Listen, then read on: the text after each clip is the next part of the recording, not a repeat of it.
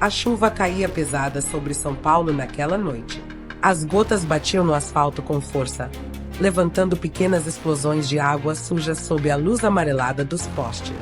O trânsito seguia lento, confuso, quase parado.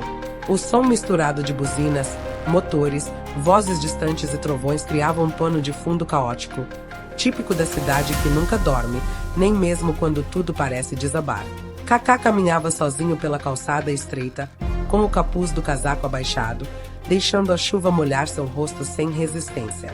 Ele acabará de sair de um pequeno centro esportivo comunitário, escondido entre casas simples e ruas mal iluminadas.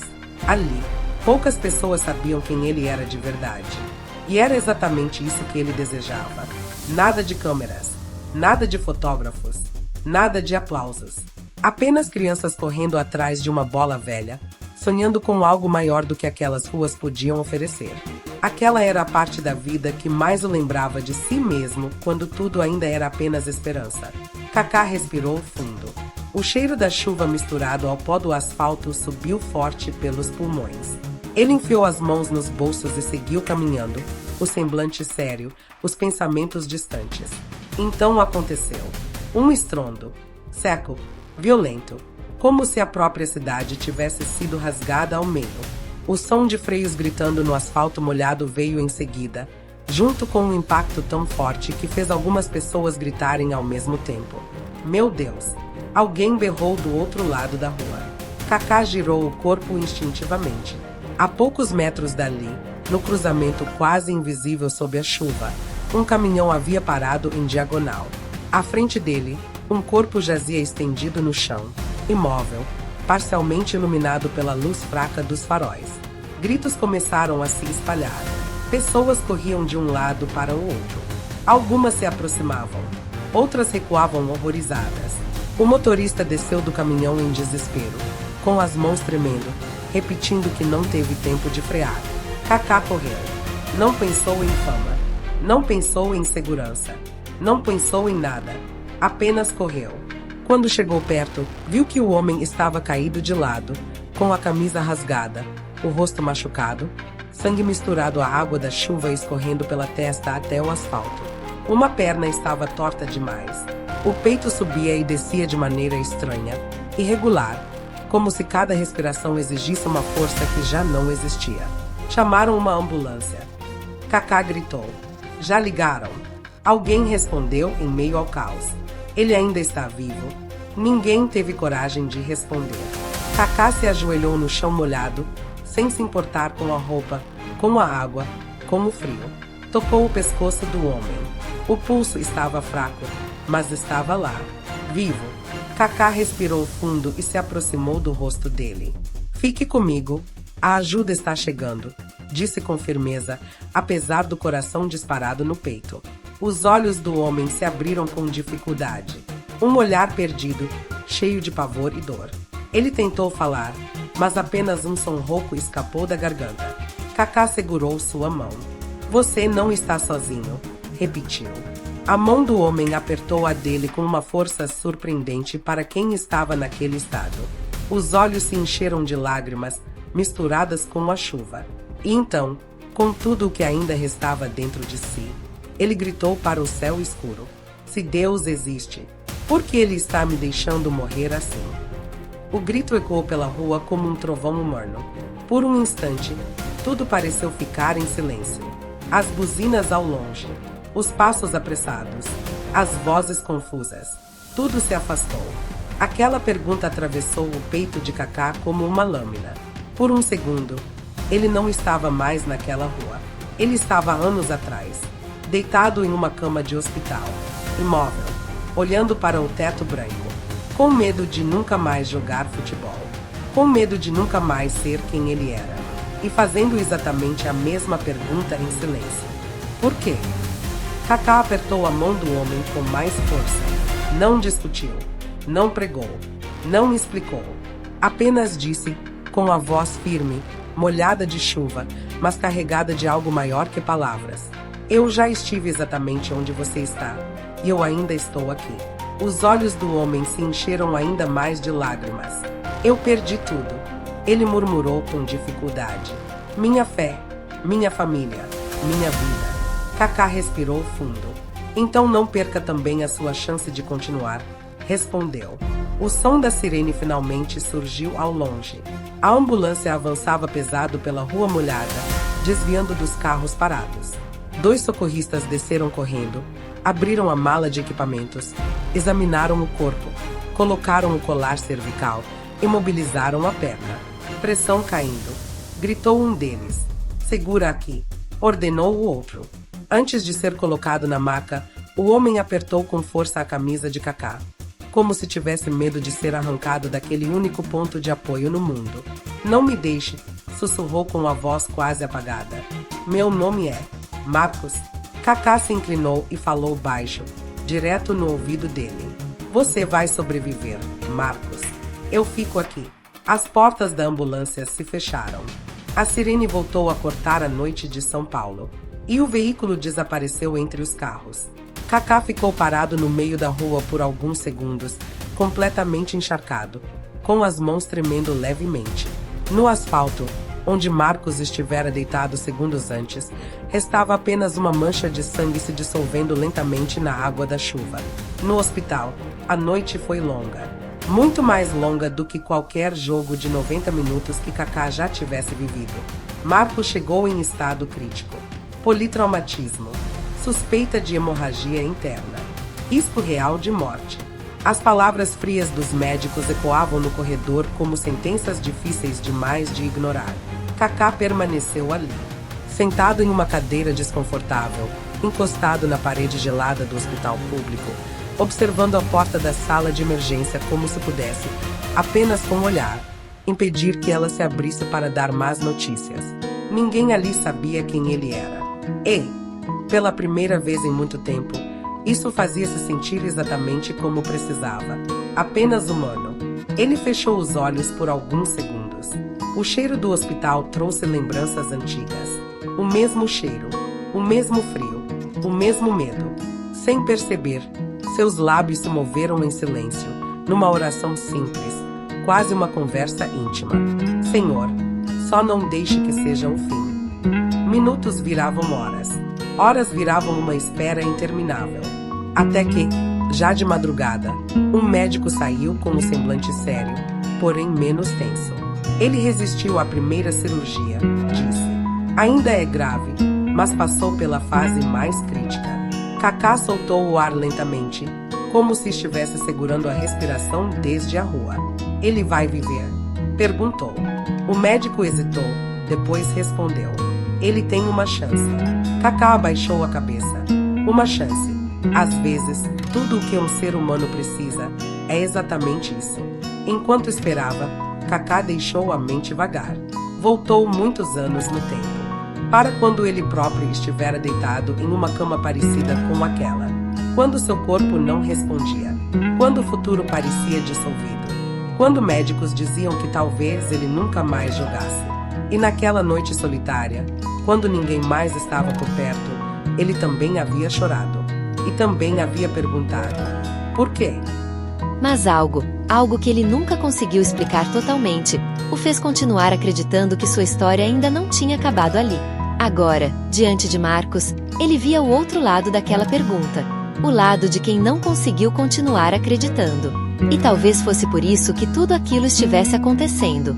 O céu clareava lentamente quando a chuva começou a diminuir. A cidade despertava. Mas 2 destinos tinham acabado de se cruzar de uma forma que nenhum dos dois jamais esqueceria. Naquela mesma noite.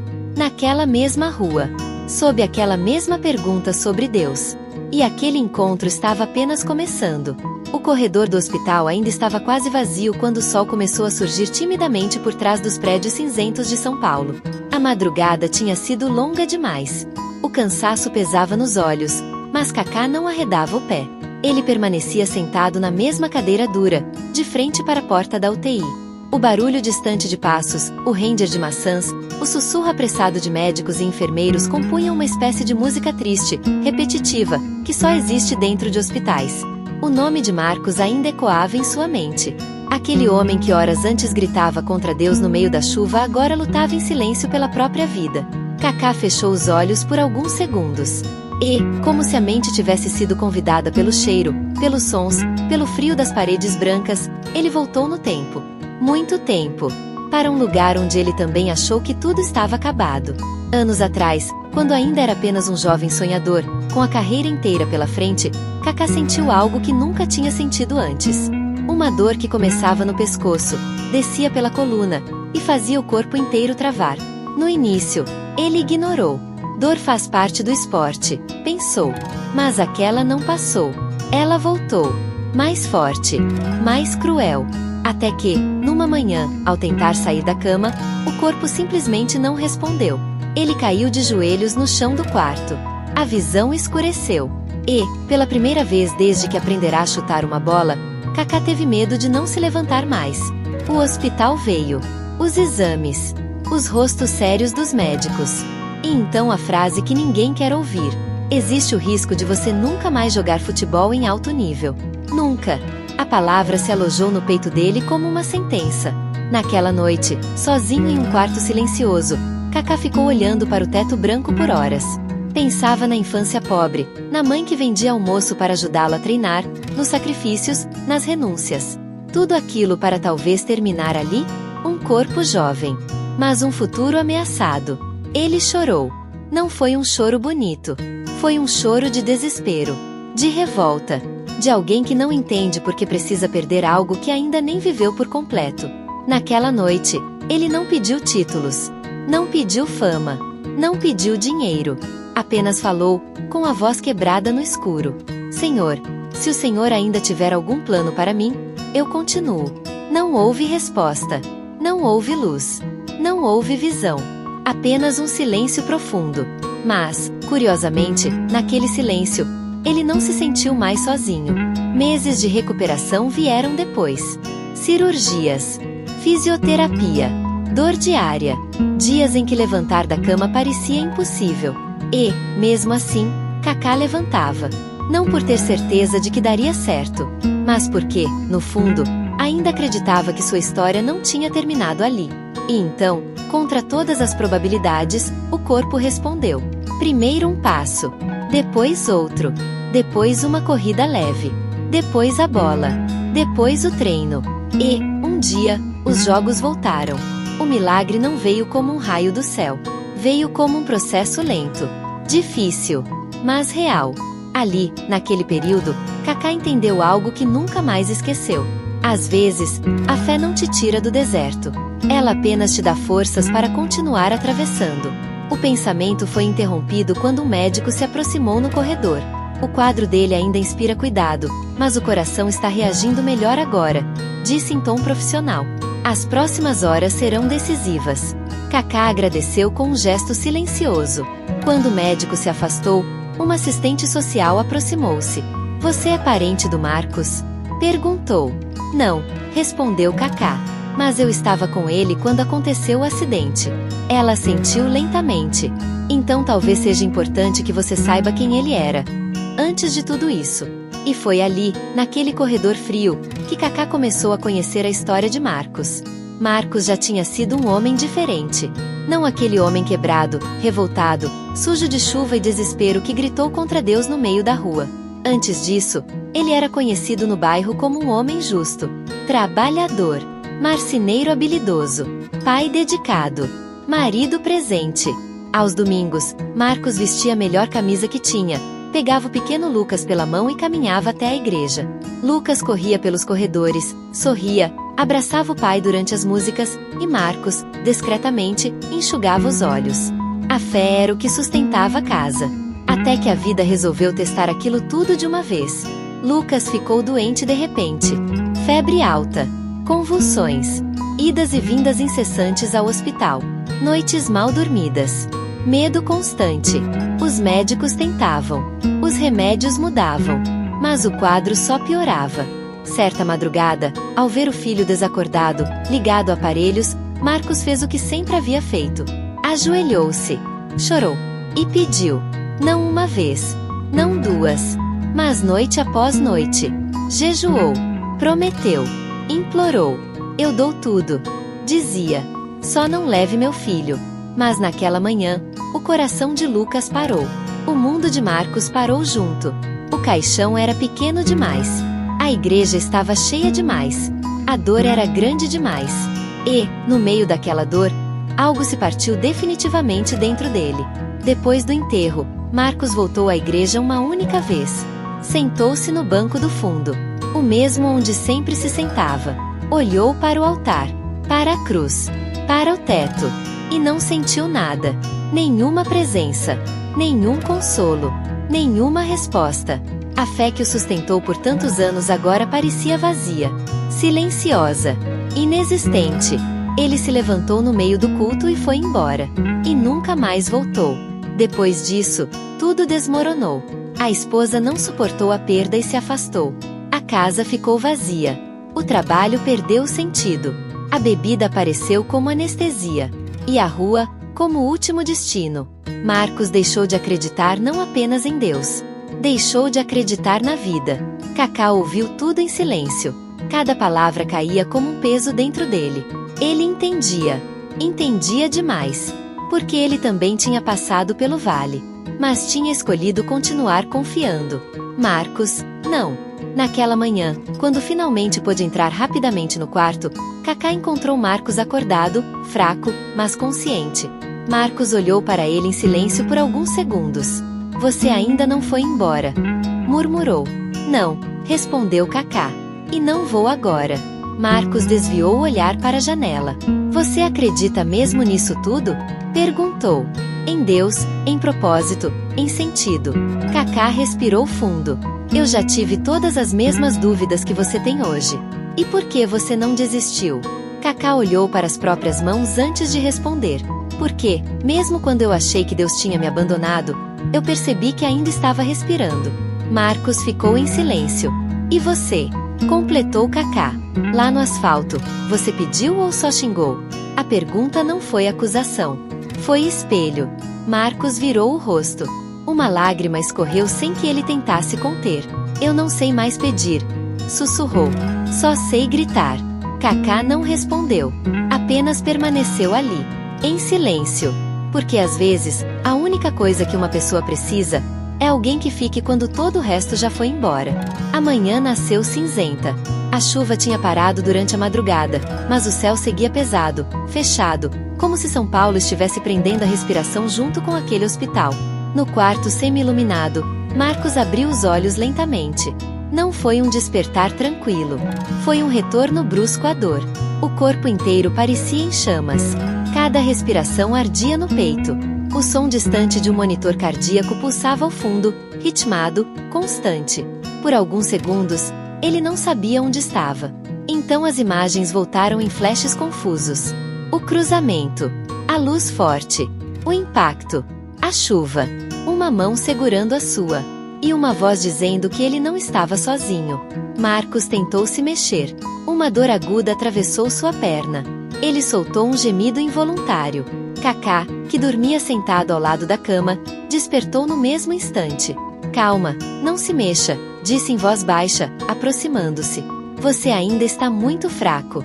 Marcos virou a cabeça com dificuldade. Você, ainda está aqui? Estou. Por quê? A pergunta não foi agressiva. Foi cansada. Vinha de alguém que já não esperava mais que ninguém ficasse. Cacá olhou para ele por alguns segundos antes de responder. Porque ontem à noite você não tinha ninguém. E hoje de manhã também não. Marcos engoliu em seco. Eu sou um peso. Murmurou. Sempre fui. Não naquela rua, respondeu Cacá. E não aqui. Marcos fechou os olhos novamente. Pouco depois, uma enfermeira entrou no quarto para checar os sinais vitais. Ajustou o soro, conferiu a pressão, anotou algo em uma ficha. Você resistiu bem, disse ela. Ainda vai doer bastante, mas você venceu a parte mais perigosa. A palavra venceu ecoou estranha dentro de Marcos. Ele não se sentia vencedor de nada. Algumas horas depois, quando o sol já conseguia atravessar timidamente a janela do quarto, a porta se abriu novamente. Dessa vez, não era uma enfermeira. Era uma assistente social. Ela entrou devagar, segurando uma prancheta contra o peito. Marcos, podemos conversar um pouco? Ele abriu os olhos com dificuldade. Agora? É importante. Cacá permaneceu em silêncio no canto do quarto. A mulher respirou fundo antes de falar. Nós localizarmos sua filha. A palavra filha pareceu atravessar o ar como um choque elétrico. Minha filha? Marcos murmurou. A Ana Clara. Sim. Ela está em um abrigo estadual desde que você perdeu a guarda. Marcos virou o rosto para a parede. Eu não sou mais pai de ninguém. A assistente social hesitou, mas seguiu. Marcos, sua filha foi internada esta manhã. Teve uma crise respiratória grave. O coração de Marcos disparou. O quê? O quadro é crítico. Os médicos suspeitam de uma complicação pulmonar severa. Ela precisa de cirurgia urgente. Marcos tentou se sentar na cama em desespero. Eu preciso vê-la. Agora. A dor o jogou de volta contra o colchão. A cirurgia precisa acontecer nas próximas horas, continuou a mulher. Se não acontecer, ela pode não resistir. O quarto ficou em silêncio. Cacá deu um passo à frente. E o que impede a cirurgia? Perguntou. A assistente social respirou fundo. O procedimento é caro. Muito caro. E o Marcos? Não possui nenhum tipo de cobertura. A frase caiu sobre Marcos como um golpe seco no peito. Ele começou a rir. Um riso fraco, quebrado, totalmente vazio de alegria. Claro. Murmurou. Claro que seria assim. Ele virou o rosto para o teto. Os olhos se encheram de lágrimas. Eu sobrevivo ao atropelamento, para perder minha filha em uma cama de hospital. Ele virou a cabeça de repente na direção de Cacá. Isso é castigo? Gritou. Isso é Deus rindo de mim? Cacá não respondeu. Marcos respirava com dificuldade. Eu já pedi uma vez. Continuou ele.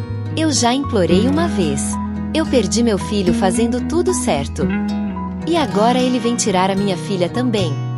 Ele apertou os punhos contra o peito. Eu não tenho mais nada para dar. A assistente social abaixou a cabeça. Nós precisamos levar a menina para o centro cirúrgico em, no máximo, 12 horas.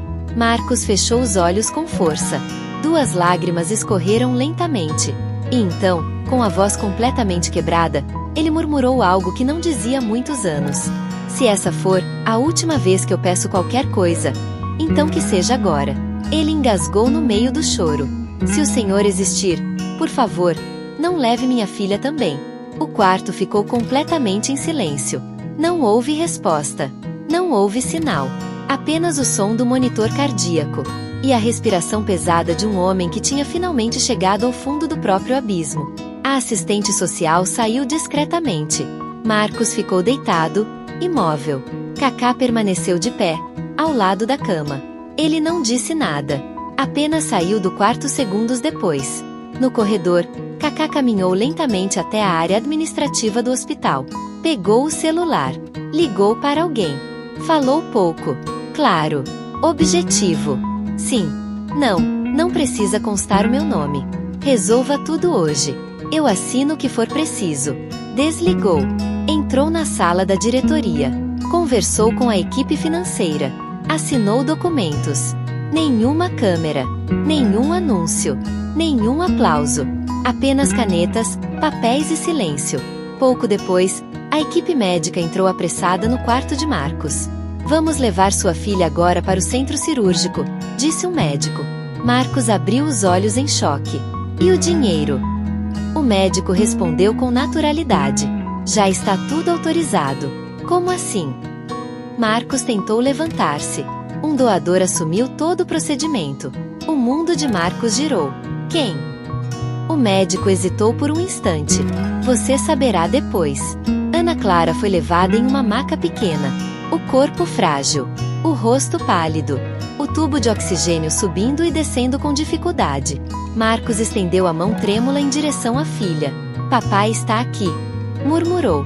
Aguenta só mais um pouco. A porta do centro cirúrgico se fechou. E ali começou a espera mais longa da vida de Marcos. As horas que se seguiram não avançavam normalmente. Cada minuto parecia uma eternidade. Marcos chorava em silêncio. Não gritava mais. Não xingava mais. Apenas esperava. Cacá permaneceu no corredor, encostado na parede, de cabeça baixa, de olhos fechados. E, pela primeira vez desde que era criança, Marcos viu aquele homem ajoelhar discretamente ali, longe de todos.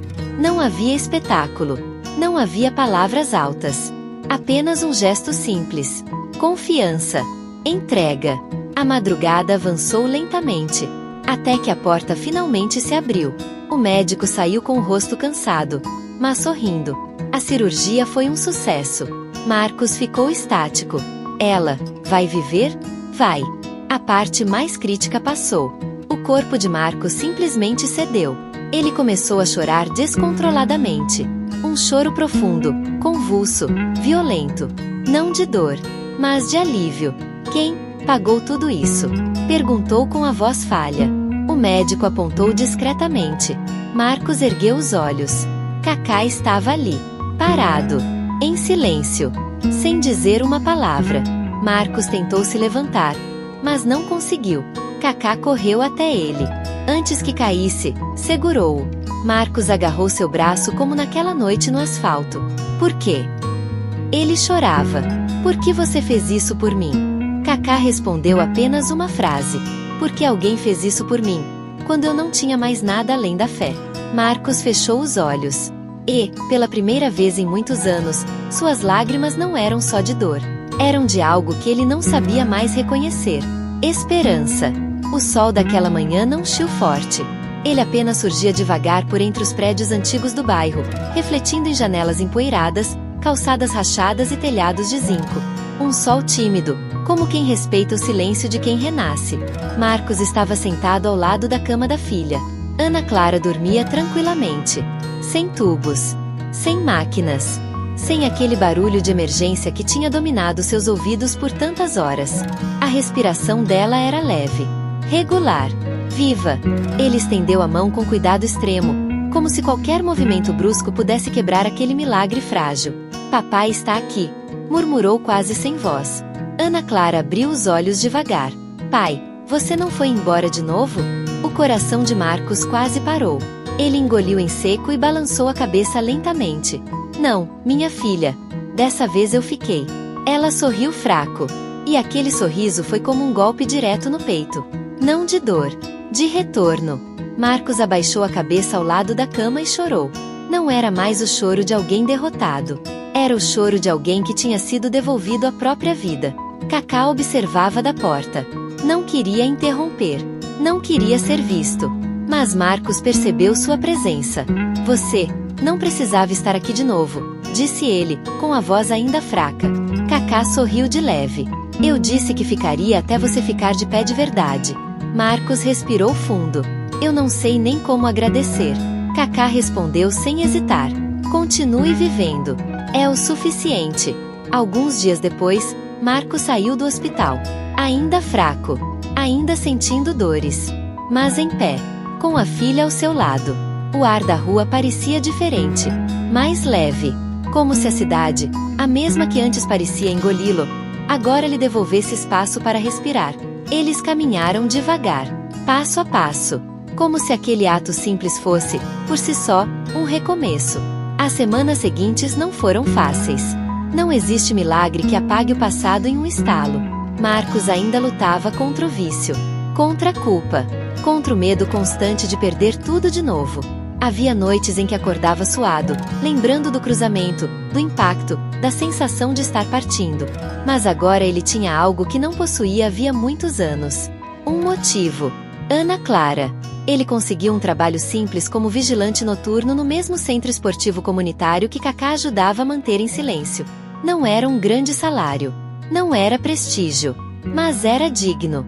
Era honesto. Era um início. À noite, ele observava as crianças treinarem. Correndo atrás da bola. Errando. Caindo. Levantando. Cada uma daquelas crianças parecia carregar um pedaço dele mesmo quando jovem. Ana Clara sentava na arquibancada com um suco na mão. Pai, eu posso jogar também? Ele sorriu como não sorria havia anos. Pode. Pode e deve. Naquele momento, Marcos entendeu algo que nunca tivera coragem de admitir. O futuro ainda existia. Com o passar dos meses, Marcos mudou. Sem discursos. Sem promessas públicas. Sem holofotes. Ele parou de beber. Voltou a trabalhar com madeira. Consertava portas. Montava mesas. Fabricava pequenos bancos. Seu corpo ainda carregava as marcas do atropelamento. Mas seu olhar já não carregava a mesma sombra. E algo ainda mais sutil começou a acontecer dentro dele. A raiva foi dando lugar ao silêncio. O silêncio foi dando lugar à reflexão. E a reflexão, à confiança. Não em explicações grandiosas, mas em uma certeza simples. Eu ainda estou vivo. Certo domingo de manhã, caminhando com Ana Clara pela rua, Marcos passou em frente à igreja do bairro. A mesma. Aquela que ele abandonara anos atrás. Ele diminuiu o passo. Parou. Ficou olhando para dentro. Os bancos de madeira. O altar. A cruz. Tudo era igual. Ana Clara apertou sua mão. A gente pode entrar, pai? Marcos hesitou. Anos de dor não se dissolvem em segundos. Mas ele respirou fundo. A gente pode. Só um pouco. Eles entraram. Sentaram-se no fundo. Nenhuma oração saiu da boca de Marcos naquele dia. Nenhuma promessa. Nenhuma cobrança. Mas, quando saiu, algo tinha mudado. Ele não sentia mais ódio naquele lugar. Só uma estranha sensação de que talvez ele não tivesse sido completamente abandonado. Meses depois, Marcos começou a trabalhar novamente como marceneiro. E certa noite, sozinho na pequena oficina emprestada, decidiu fazer algo diferente. Algo que não venderia. Durante várias noites, ele esculpiu um objeto em silêncio. Com extremo cuidado. Com paciência. Com algo que ele não nomeava, mas sabia o que era. Quando terminou, envolveu o objeto em um pano simples. E foi até o centro esportivo. Encontrou Cacá observando o treino das crianças. Eu fiz isso para você, disse, estendendo o embrulho. Cacá abriu com cuidado. E ficou sem palavras. Era um par de chuteiras de madeira. Pequenas. Delicadamente esculpidas. Marcos falou com a voz firme, mas os olhos marejados. Uma representa o meu filho que eu perdi. A outra, a minha filha que viveu. E as duas, o caminho que eu voltei a andar. Cacá segurou o presente em silêncio. Os olhos encheram de lágrimas. Eu não mereço isso, disse. Marcos respondeu. Eu também achei que não merecia uma segunda chance. Eles ficaram ali, lado a lado, observando as crianças correrem. Naquela mesma noite, Marcos caminhou sozinho até o cruzamento onde quase morrerá. Parou. Olhou para o asfalto. Respirou fundo. E falou em voz baixa, sem espetáculo. Eu não encontrei Deus naquele dia. Mas talvez ele tenha me encontrado. Ele virou as costas e seguiu em frente. Algum tempo depois, uma pequena equipe acompanhava Cacá até o centro esportivo. Finalmente, alguém tinha descoberto seu envolvimento anônimo com o projeto. Uma câmera se aproximou. O que te motiva a ajudar tantas pessoas assim, sem se promover? Cacá olhou para o campo. Ana Clara corria atrás da bola. Marcos a observava da arquibancada. Ele sorriu de leve. E respondeu com calma profunda. Eu não tento convencer ninguém a acreditar em Deus. Eu apenas tento viver de um jeito que dê às pessoas um motivo para não desistir. Fez uma breve pausa. Porque, às vezes, a única fé que alguém precisa é ver que ainda existe gente que não abandonou. Se você está em um momento difícil na sua vida, talvez esta história tenha chegado até você por um motivo. Siga nosso canal para continuar acompanhando histórias de superação, fé, humanidade, escolhas e recomeços com grandes nomes do esporte e pessoas comuns como nós. Uma única história pode mudar uma vida.